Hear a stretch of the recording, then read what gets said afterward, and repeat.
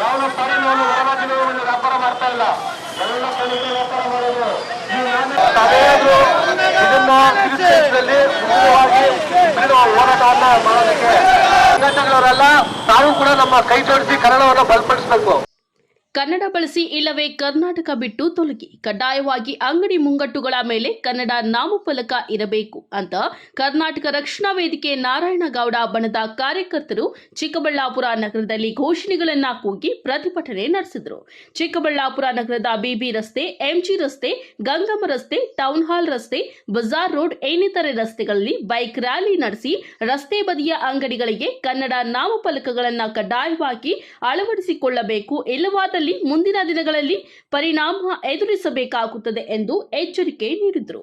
ಇನ್ನು ನ್ಯಾಯಾಲಯದ ಆದೇಶದಂತೆ ಕರ್ನಾಟಕದ ಕನ್ನಡ ಭಾಷೆಗೆ ಹೆಚ್ಚಿನ ಆದ್ಯತೆ ಕೊಡಬೇಕು, ನಾಮಫಲಕಗಳಲ್ಲಿ ಹೆಚ್ಚು ಕನ್ನಡ ಪದ ಬಳಸಬೇಕು ಅಂತ ಇದ್ರೂ ಸಹ ಕೆಲ ಅಂಗಡಿ ಮಾಲೀಕರು ಬಳಸದೇ ಇರುವುದು ಕನ್ನಡ ಪರ ಹೋರಾಟಗಾರರ ರೋಷಕ್ಕೆ ಕಾರಣವಾಗಿದೆ.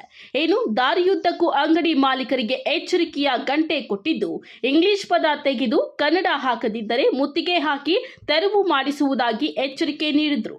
ಅಲ್ಲಿ ವೇದಾಂತ ಡೆಂಟಲ್ ಕೇರ್ ಅಂತೆ, ಅವನೊಬ್ಬ ಇಲ್ಲೊಂದಿದೆ ಬೆಳಕು ಐಕೇರ್.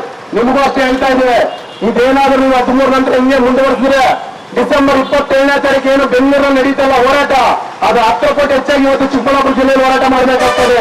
ಬಳಸಿ ಅಲ್ಲಿ ಸೊನಾಟ ಒಂದಿದೆ, ಅಲ್ಲಿ ಸೊನಾಟ ಒಂದು ಹಾಕಿದ್ದಾರೆ ನೋಡಿ. ಇದೆಲ್ಲ ಕೂಡ ನಿಮ್ಮ ವಾಚ್ ಕಂಪನಿಗಳಿಗೆ ಹೇಳಿ, ಇದು ಕರ್ನಾಟಕ ಸ್ವಾಮಿ, ಇಲ್ಲಿ ಕನ್ನಡವನ್ನ ಬಳಸಬೇಕು, ಇಲ್ಲಾಂದ್ರೆ ಇವತ್ತು ಕನ್ನಡ ಸಂಘಟನೆಗಳು ನಮ್ಮನ್ನು ಹೊಡಿತಾರೆ, ಬೆಳೀತೊಂದು ಎಚ್ಚರಿಕೆಯನ್ನು ಕೊಡುವವರಿಗೆ ಸಂಪರ್ಕ ಅಳವಡಿಸಬೇಕು.